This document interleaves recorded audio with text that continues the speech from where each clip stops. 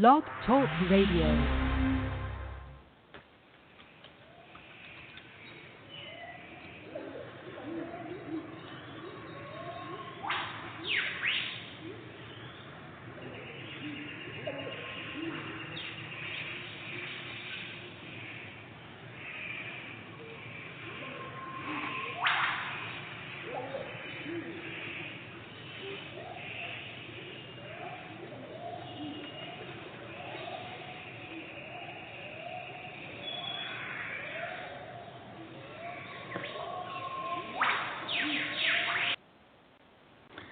Hello, everyone. I'd like to welcome all of you back to Ohio Exopolitics.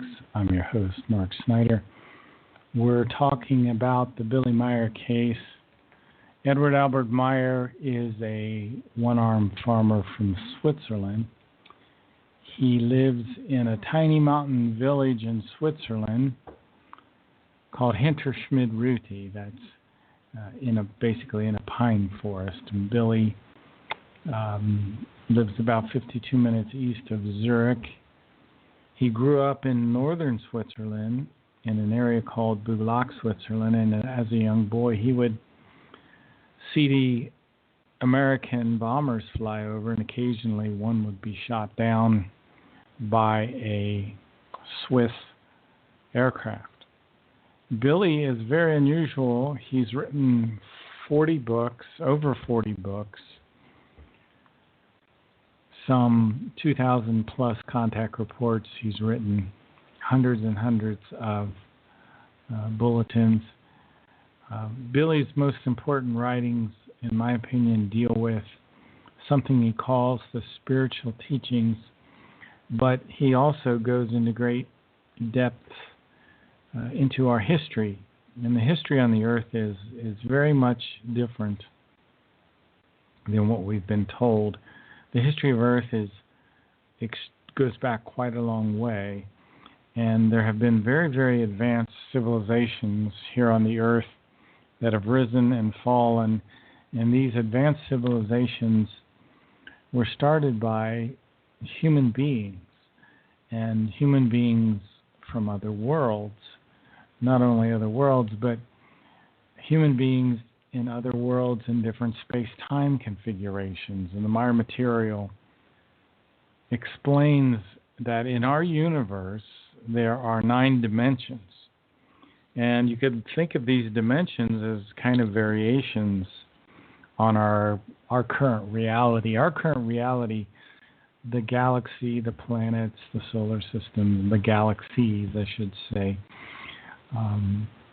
are a specific variation. For example, there's a Lyra Vega system in our dimension. There's also a Lyra Vega system in the dimension that Billy's contacts come from. What's different between their dimension and ours is that their dimension is more populated with planets that support human life. And for example, we might have to go a dozen light years in our dimension to find another planet that supports a human civilization. It's not so in the case of the Meyer contacts. The people that Billy has had contact with, their dimension is very much filled with human life, and perhaps you might only have to travel half a light year or a quarter of a light year to find another planet that supports human life. So Billy had contacts from a man named Spoth back in 1945 when he was growing up in northern Switzerland. First, Billy would get these telepathic messages where he would see Spoth's image in his mind, and he would get vocal information. Eventually, Billy was told to go out into the Oregon forest to wait for Spoth to come to meet him. And out of the sky came a silvery pear-shaped craft that landed, and then young Edward Albert Meyer was brought into the craft by some technology. And he would mention that later it almost felt like two hands were lifting him up. Once in the craft,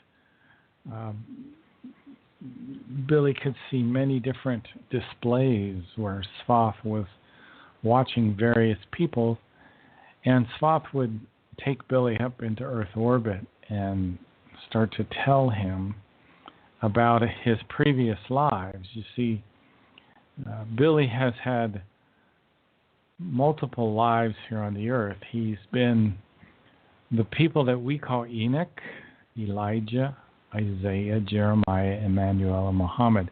And these are his incarnations as prophets of the spiritual teachings. But he's also lived lives as musicians, important musicians that had a strong impact on Earth, important philosophers, and scientists. In fact, Mendelssohn, Mozart, Aristotle,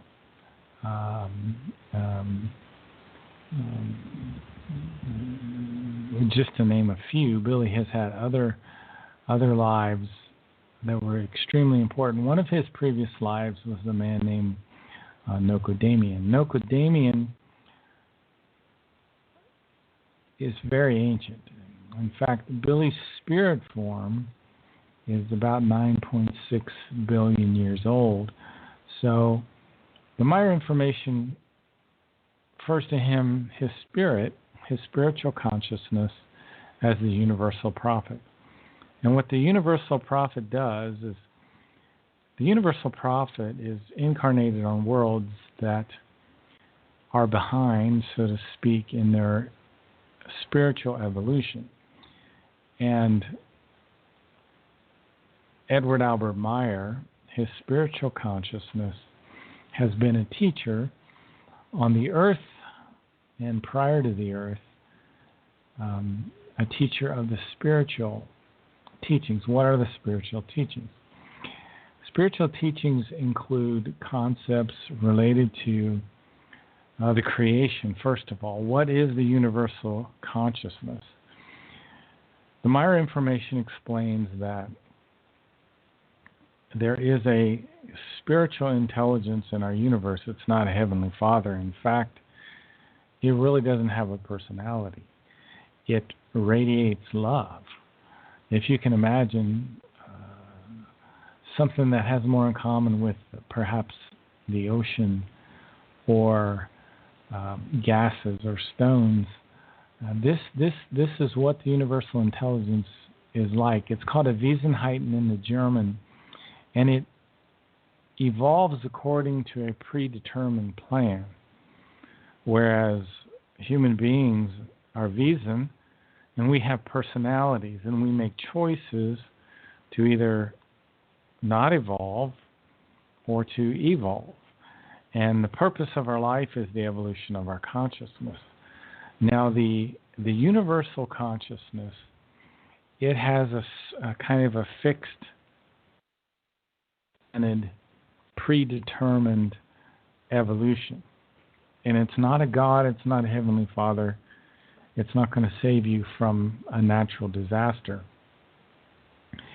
It puts a little fragment of itself in you. And that fragment of itself is called the spirit form. The spirit form resides in our middle brain in an area called the superior colliculus. And it incarnates in the fetus of a child in 21 days. And it brings energy that brings life to the whole body. And it also brings in the consciousness, the material consciousness. The material consciousness is new every lifetime. The spiritual consciousness always stays the same. We have a conscious mind, an unconscious mind, a subconscious mind, a personality. This is new with each incarnation so that we don't fall into bad habits or ruts.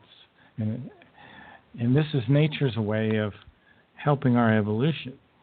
So with each reincarnation, we get a new personality so that we look at life from a different perspective, from a somewhat different perspective. Even though the spiritual consciousness impulses our material consciousness. So it works like this. We have something called the psyche, and the psyche controls or administers the material consciousness. Your material consciousness includes things like your personality comes from your material consciousness. Your inner attitude comes from your material consciousness in many ways. Your material consciousness is what is creative. For example, if you do drawings, inventions, books, all this comes from material consciousness. From your material consciousness comes decision-making and thought processes, your considerations. Your spirit form, at our current level of evolvement, is mostly recording things and impulsing, sending these impulses to the material consciousness. Billy's third contact said it this way. She said that every human has within them a spirit, and that never sleeps and never dies, records all of our thoughts, all of our impulsations, and it will tell us if our thinking is right or wrong if we've learned to pay attention to it. She called it the wonder of all wonders. And the Geist form, the spirit form, is no larger than a needlepoint, and its energy is enormous, and it spreads out evenly over all parts of the body, inside and out. It causes the heart to beat. And when you die, the spirit form leaves the body, and it goes into another realm called the spirit realm, and there it processes the information that was in your material consciousness. And it's processing your previous experiences. And what it does is it distills down in a neutral, positive form what you've learned from the previous life in terms of your logic, your wisdom, your sense of duty, your sense of honor, your honesty, your love, your hope. All these different things are distilled down into a neutral essence, and that essence is stored in the spirit form. It makes the spirit form wiser, more conscious, and more powerful. Now, when the spirit energy leaves the body, there's a residual energy that remains for about 3 hours. And at that time is when you can harvest a liver or a heart or something like that. That's when you can do your organ donation. The spirit energy stays in the human body as a residual thing, but eventually it's absorbed by nature within 3 hours. These energies that I'm speaking of are called fine fluidal energies. And if you've lived in one spot for a while, for example, the furniture in the room where you live, instruments that you've used, meaning like musical instruments or books that you've read, they all have this fine fluidal energy that's a part of them that you've transferred, that comes from your spirit form. And even the trees in your yard could have residual spirit energy from your spirit form. The spirit form is incredibly powerful. Semyase, Billy's third contact, said it was the wonder of all wonders. And within the human spirit is the seat of the infinite, which is understandable because the universal consciousness took a tiny part of its own self to when a person is created. So our spirit form is a fragment, so to speak, of that universal consciousness. We have in our spiritual consciousness something called the Gemut, which administers the thoughts and the feelings of the spiritual consciousness, and it's the spiritual counterpart of the psyche. The Gemut is our connection with the universal consciousness. And the Gemut has a counterpart called the psyche in the material consciousness. The Gemut is in the spiritual consciousness. The psyche is in the material consciousness. And from the psyche comes the negative or the positive mood, the atmosphere of the inner attitude. Now, related to your spiritual consciousness is a spiritual process that does not belong to the physical body. And it's called Empfinden. And it is a kind of perception that goes on in the spiritual consciousness. And it's when you will be able to have the perception of the love of creation. Because, you see, creation radiates love. Even though it has no personality, it's radiating love. It's truly a wonder. It's something that's astonishing to us because it really is an amazement. The universal consciousness, its love is more like the sun radiating light and heat. But you see, our love is very much focused on specific things. We love something because of A, B, and C, whereas the universal intelligence loves, period. It just radiates love. So if you have this fine spiritual perception, you'll start to be able to sense that love. And that occurs only after a certain amount of observation. And you have to look and really understand what the creation is. Love is said to be the highest principle in creation. And through it, everything exists in absolute logic. So the incredible logic, if you look at the stars at night, you'll start to sense the magnificence of creation.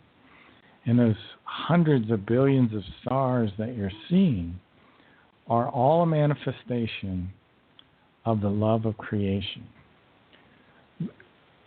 There's a starlight that you see, but there's an invisible light, which is the love of creation. And Billy, as a very young boy growing up in Switzerland, sensed this love. He had Empfinden when he was 4 or 5 years old. He had this very important spiritual process. And he was receiving what are called the swinging waves. The swinging wave is something related to the spirit form and the universal consciousness. If you have ever been in a forest or have ever seen birds as they fly in a flock and move as a unit, they're connected by something invisible. And I think all living things are connected in a way that we don't understand yet, in an invisible way. And part of understanding creation is relearning that connection with all things. And that's why you will not want to kill anything if you understand the connection to all things.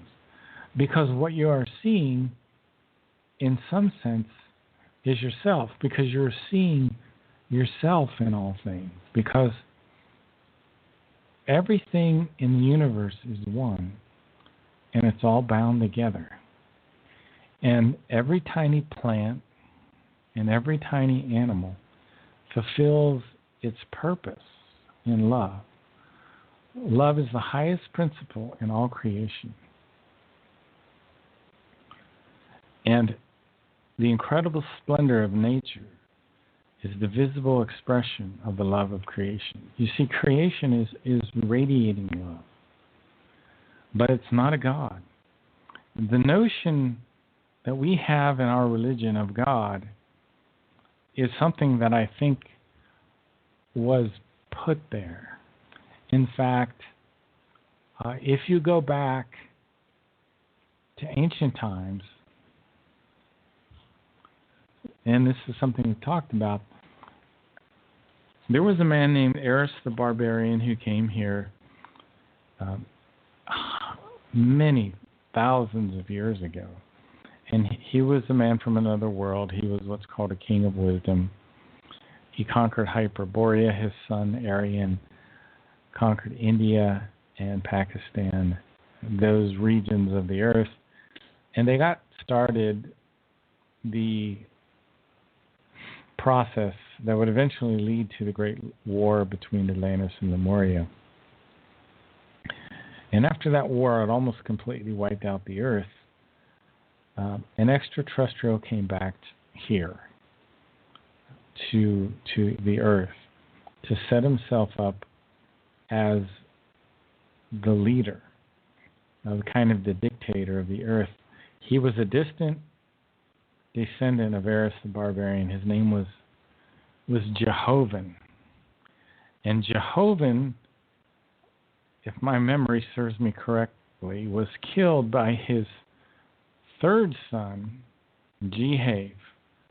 And these rulers often do that. The son would kill the father, the offspring. Eventually, after many, many, many centuries, there was a man named Erisane who was one of what are called the celestial sons. And his goal, Erisane, was the one that went far below the Giza plateau and these 73,000-year-old cubical constructions. He created his base down there. But he wanted to make the earth life forms subordinate to him. And his way of achieving this goal was using lies and deceit and to mislead them through a false form of cultic teaching, a kind of religious teaching. And through these emissaries that went throughout the earth started to succumb to his false teaching. The people that most followed the teaching of Erisane were the gypsies around the Nile and the people, some of the people around the Mediterranean and the Red Sea. They fanatically hung on his false teaching, and they began to spread it. Now, eventually, Erisane was thrown out of power by a mutineer named Hen. And Hen was also known as Jehovah. Jehovah was the God of the Old Testament. Now, Erisane, when he came to power, he murdered his father, Jehav. He was the firstborn son. But Jehav had two other sons. He had the son Ptah and the son Salam, who exiled Erisane after he killed their father. But Erisane came back, and that's when he established his headquarters underneath the Giza plateau. Ptah and Salam went to Hyperborea and ruled Hyperborea with justice and wisdom and kindness. But anyway, it were the gypsies around the Nile and the people around the Mediterranean that clung to his religious teaching. This was how he wanted to subordinate all life on Earth.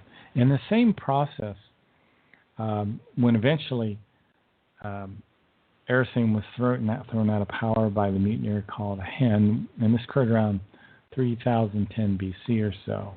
Hen was also called Jehovah the Old Testament. He was also called the Cruel One. He destroyed Sodom and Gomorrah with a nuclear weapon, the Meyer material says. So this is a quick overview again of this very fascinating information about the Giza intelligences and how these religious teachings were designed to make us vulnerable so that we could be subordinate, and we would be subordinate. So we are in a difficult situation here on Earth because I think somehow this teaching has even affected our genetics, so that when children grow up, they're very vulnerable to this kind of teaching. So we have to be careful about this sort of thing. I want to talk very briefly. I've mentioned that the law of love, that the universal consciousness has love, but it's not the love like a heavenly Father. It doesn't reach down and rescue us. The whole purpose of having a spirit form and evolving through all these lifetimes is learning personal responsibility. But there is a kind of love called effective love. And effective love is a wisdom conditioned love. It's a love based on observation. It's a love that's very stable. We on the earth emphasize romantic love, which is called artificial love with the Meyer material. And it also says that it can lead to anger and hatred and rage and bitterness and all sorts of very negative things. So we need to learn the highest form of love, which is effective love. That's a creational natural law. There are laws associated with our universe. There's another law called the law of striving. And this is such an important law. It's so important to our happiness because all real happiness in life comes from striving and the accomplishment associated with striving. We get very distracted by stimulation, whether it's sex, drugs, rock and roll, you name it, your form of stimulation, eating too much, eating the wrong things, eating sweets, this always searching for stimulation. One of the big aspects of the spiritual life is to stop living for stimulation, because that's wrong thinking that will make you dependent. Striving creates life. Striving means enjoyment in a form which is always progressive and fulfilling. To be without striving means unwillingness and affliction. Affliction is inhibited striving and inhibited life. So if you feel afflicted, step up your striving. Striving is your work. Striving is learning new things. Striving is perfecting things you know. Striving deals with your day job if you have one. Striving deals with your chores at home. Striving means taking care of your loved ones. Striving means taking the time to meditate. Striving means taking the time to rest.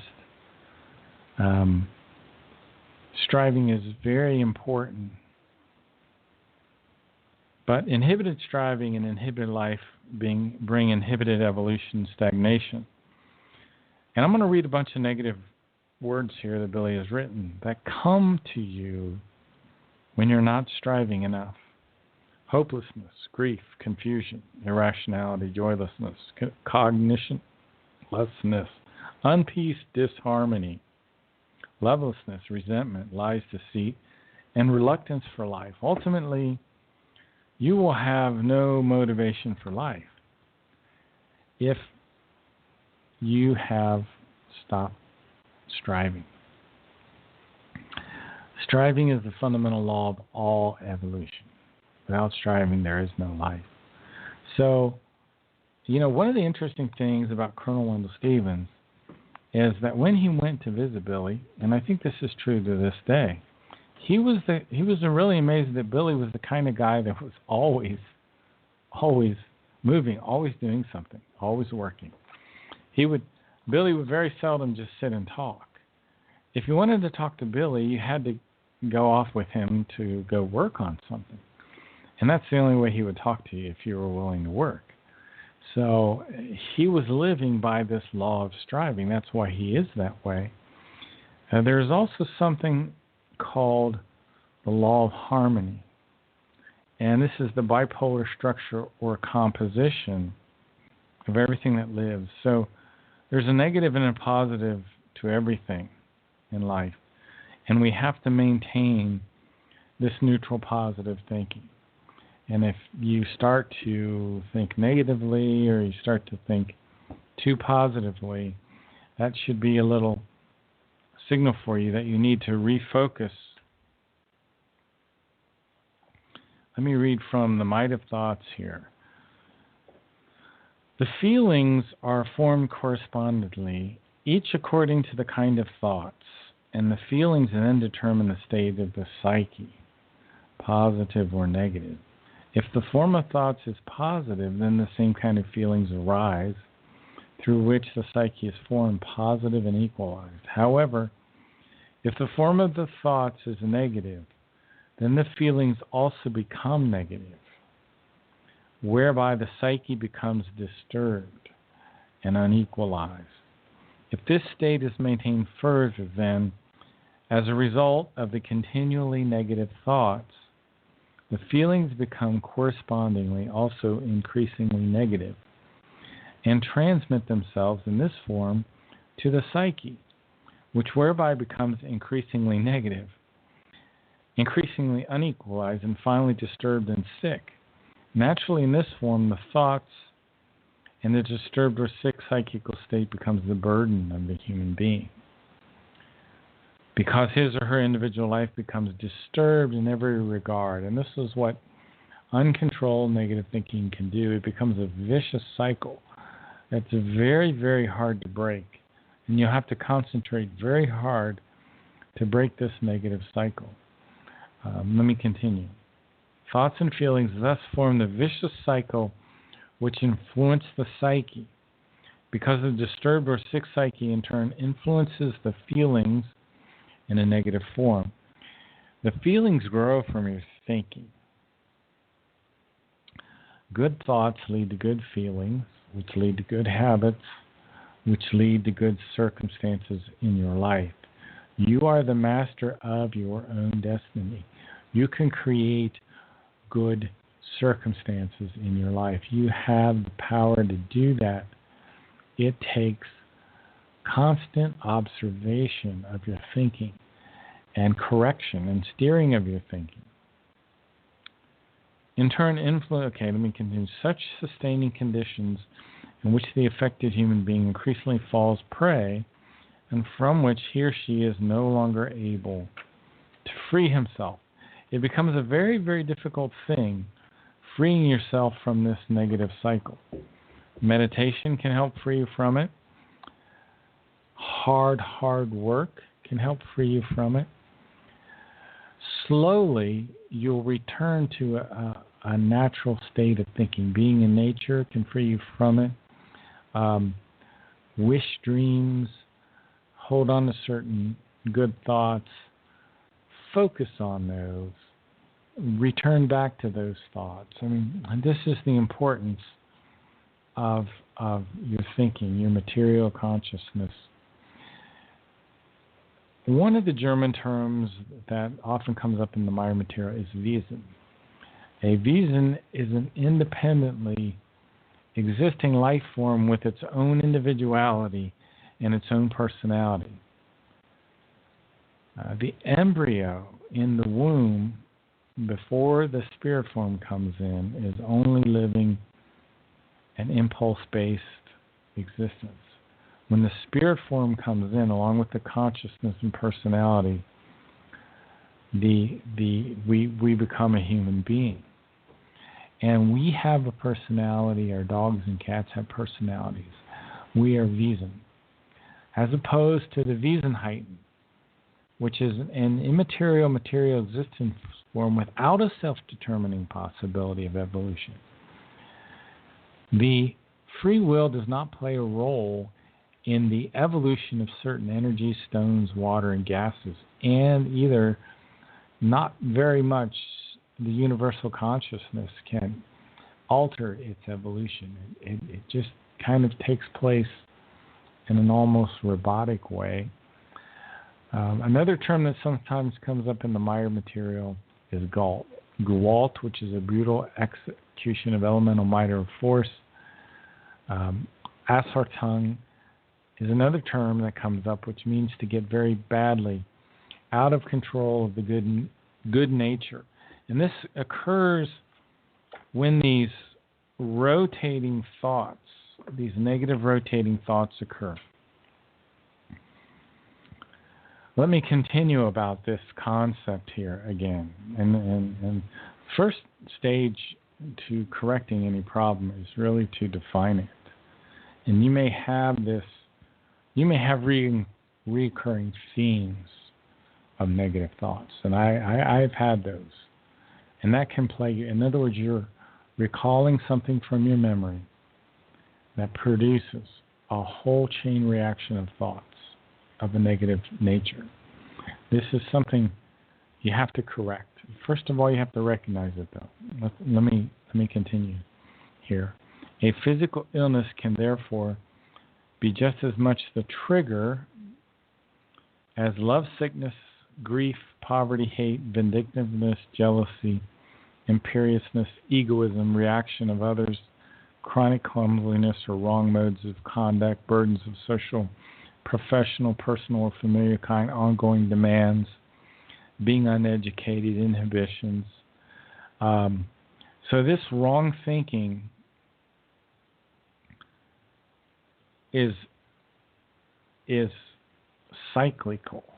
Let me read this beginning of this chapter. It says, from this complex cluster of causes, it can be recognized by any rational human being that in any case an exclusively wrong and negative thoughts alone, which however are based on certain preceding criteria through which wrong negative thoughts are triggered, are responsible for psychical impairments. And it mentions stuttering here. And when I was very young, I think I stuttered a little bit. And I think this is maybe, in effect, a side effect of wrong thinking. Let me continue here. The human being is able to do this absolutely through his own initiative, when he or she recognizes the facts at an early stage and repairs his or her thoughts. We can repair our thinking if we recognize that it's flawed and that our own thoughts are causing negative feelings to ourselves. So, in order to repair those thoughts, you need to, first of all, start to reestablish the neutral positive thought process in your mind. So whatever you have to do to get yourself back, just think of something that brings you pleasure, that brings you happiness, that is a good thing. Today here where I live, we had a beautiful, beautiful sunshiny day. It was tremendous. It was just gorgeous. And that is a natural to bring you back into a neutral, positive state. So that is very repairing. That will help to repair you. So unfortunately, some people go so far in the negative thinking that they need medical help, and it just happens. But the goal is to stop these thoughts before you get to that point. Let me continue here in the Might of Thoughts. Again, if you haven't heard this show before, this is the book that I'm reading for the fourth time. So, and there are reasons why I'm so motivated. Let me continue. Thoughts become calm, which mainly happens as a result of thinking being occupied with neutral material. For example, with a wish dream or the like, at any rate, with a matter or a subject and so forth, which absolutely has nothing to do with whatever problem it is that's been triggering your negative thinking. Thereby thoughts become calm, which leads to the actual problem then being able to be tackled and considered more easily in order to gain from it the necessary cognition, which is then processed into a neutral, positive, equalized thinking, with which the corresponding behavior level is worked on and influenced. This corresponds to a kind of self-therapy, which is extremely effective and brings success in every case if it is applied correctly. The question is only whether the self-therapy can really be comprehensively applied and leads to success, and whether the outside help is in the form suitable for a specialist. If you want this book, contact Michael Horn at theyfly.com. You can also buy it straight from the Figu groups, but it's a little trickier. I've never bought anything from Figu. You have to open a special account. They have this whole process they go through. And because they recognize the corruption of our banking system. But that is the book called The Might of Thoughts. The other great book that I read from earlier is called The Way to Live. They will recommend you to start first with the book called The Psyche, which is, I think, a very, very challenging book because you are first faced with all these definitions, with understanding these concepts, which can be very new to you. Let me briefly talk about something called Satan, or called the devil, or called Lucifer, which, according to the Meyer information, comes from the god of the hunt, which was a human being on earth here. In the term God, we're always talking about a human being with very powerful abilities. And we have very powerful abilities that we don't know about here on earth yet. So let me just leave it at that for now. As the god of the hunt, because he put in place his immense spiritual and consciousness-based powers for the benefit of the people of the hunt. Ancient lores, etc., showed that this god, who, by the way, had two horn-like growths on his skull, was named Teubel, Tubal, I guess, Tubal. Upon his death, his position became personified by a Celt who, with a change of name, was called Teibel, and as a symbolization of the one named God, wore an animal skull with horns on his head, therefore imitating the Superman with his horn-like growths. There have been Supermen on the earth in the past. It's quite a long discussion.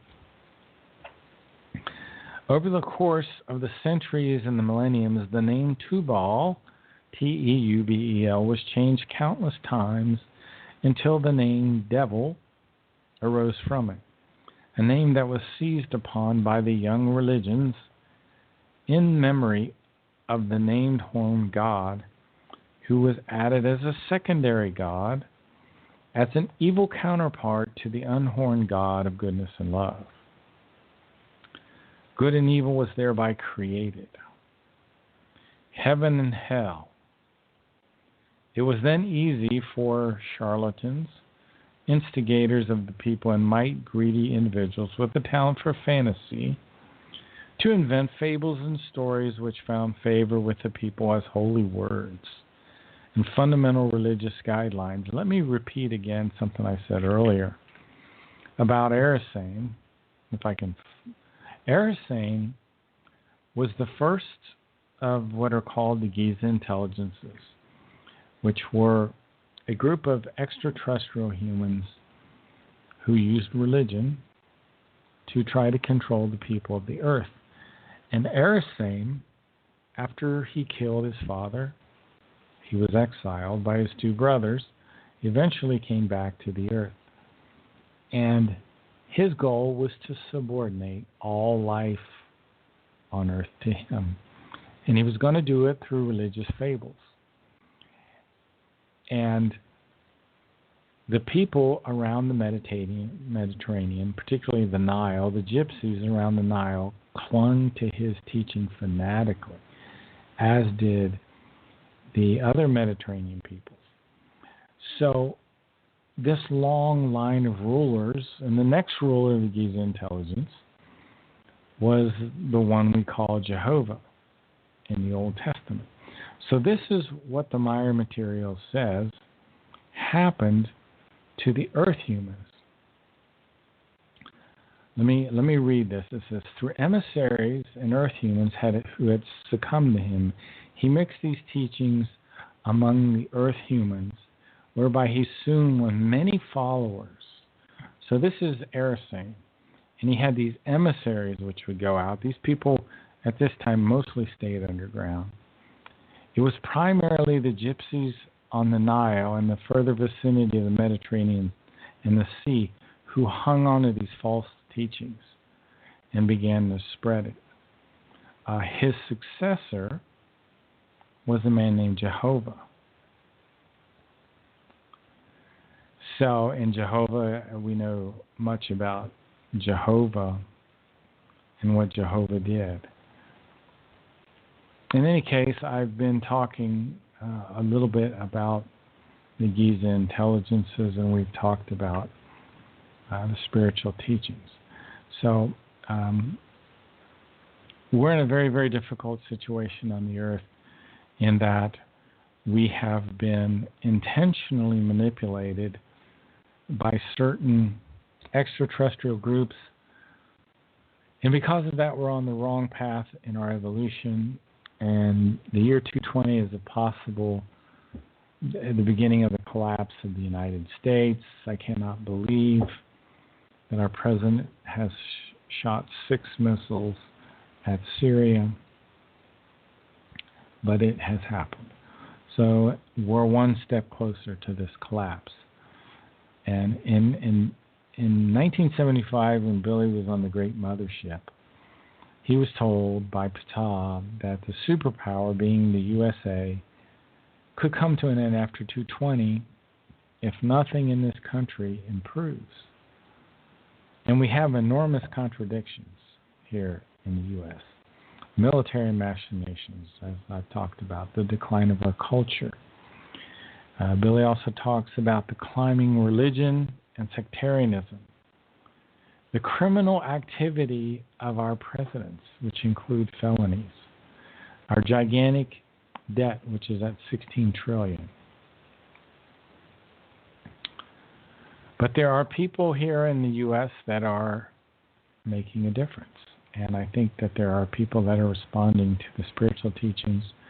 People, if nothing else, are responding to the incredible content in the Meyer material because it's so very, very interesting.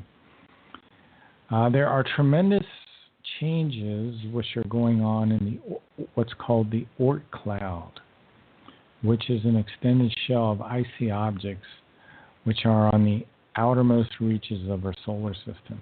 And there are these icy planetesimals, and they exist like 50,000 to 200,000 astronomical units from the sun. And AU is the distance from the Earth to the sun. So if you multiply that by 50,000, you have the beginning of the disk-shaped inner Oort cloud. And we also have a spherical outer Oort cloud. And beyond that outer Oort cloud is what's called the dark twin of our sun. And this dark planet is floating around out there. So we have a binary star system, and our twin is 10 times smaller than our sun, and it has its own planets rotating around it. And in fact, our star, the Sol system star, and this dark twin rotate around a common center. And there are billions of these tiny planetesimals in our Oort cloud, which are becoming very disturbed by this other binary star, which are also bringing in very long chains of meteors. One exploded in 2001 over India, and even more recently we've had some explode over Russia. I want to talk about the danger of trans fatty acids, artificial trans fat, which are often created from liquid vegetable oils, partially hydrogenated oils. These are very, very dangerous. Try to get these out of your system. One thing I notice, they can cause my stomach to ache. Fried foods like French fries, potato chips, harmful LDLs, pastries, biscuits, croissants, chicken nuggets, burgers, popcorn. Very, very dangerous. Something you should be looking out for. We talked about this a little bit in the last show. The blue-skinned people in the underground realm of Agartha. Billy was in India for a while, in the Himalayas for a long time, and he encountered blue human beings there in the vicinity of two cities called Shigatse and Shampula. And underneath those cities is the realm, the underground realm of Agartha. In these cities, you can find Shigatse is in the autonomous region of China, which is called the gateway to Mount Everest. It's north of India, kind of in the south part of China. And this is the center of actual secrets that hold gigantic power. The city, Shigatse, is controlled by the race called the Sons of the Sun, which have a tendency toward world domination, just like other religions and other secret societies. And the Meyer material says, Ptah Quetzal said he can't say any more about this. Contact Report 70 said about 11,000 years ago that, and I'm not sure why this is related to what we're talking about in my notes here as I'm looking at this. So maybe I'll, this is about Agartha, which is quite odd because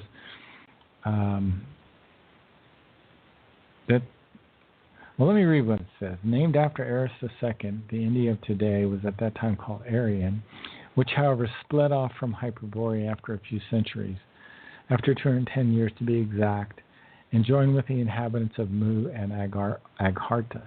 The inhabitants of Mu. That's right, because the city of Mu was in that area, in the general area of China, in the Gobi Desert area. So it's not super far away, I guess. Billy has said he's never spoken with the blue-skinned people. He's seen them, and they're not associated with the mission at all. So I thought it was interesting enough to mention. Now, I am currently engaging in a personal study of Adolf Hitler. I've been given some very interesting information by Anthea, who's a guest on the show sometime, which I think is going to open up some areas that'll probably resonate with what the Meier material has said. The Meier material has said that Adolf Hitler was actually impulsed by the Plejaren, and he was going to be, and I say going to be, because it's not the way things turned out, but he was going to be a very good and important leader here on Earth. And this information that I've gotten, and it's a series of movies which are still available on YouTube, give a completely different view of Hitler. Hitler was not the monster that we think he was. I mean, he did commit some horrible crimes, but he was destined to be a very positive leader until he was influenced by the Giza intelligences through Hermann Steinschneider, who at that time was called Erich Janssen. I hesitate to go into this because we don't have enough time, but there's a group called the Holy See of Rome that worked with the Nazi regime. There were two popes who worked with the Nazi regime, Pope Pius XI and Pope Pius XII. They were part of the Holy See. Okay, let me continue. Both men have actively and consistently caused immense damage to the Jews through their machinations with Adolf Hitler and his henchmen. Now, the Meyer material says there were millions of Jews and other criminals that were killed by the Nazis. Now, the material that I'm looking at gives a slightly different view on that. But in any case, the Holy See in Rome has done much harm to the human race. One of the things they did was pull the Book of Enoch, the real Book of Enoch, out of the Bible. I think what we have now mostly is of very little use. But the real Book of Enoch would have opened up entire vistas for us. Now, absolute last topic today was Akart, the planet destroyed by overpopulation. It's mentioned in Contact Report 476. They had 23 billion people on their planet, and their atmosphere collapsed when they reached 39 billion. Now, what exactly that involves is, I'm not absolutely certain what happens in a complete collapse of the atmosphere. But I think that's something that's possible. That could happen here on the Earth, and let's hope not. Because overpopulation is our greatest problem. And we'll certainly talk about that in the future. But I want to thank you for listening to this program. You're listening to Ohio Exopolitics. I'm your host, Mark Snyder. Have a great evening.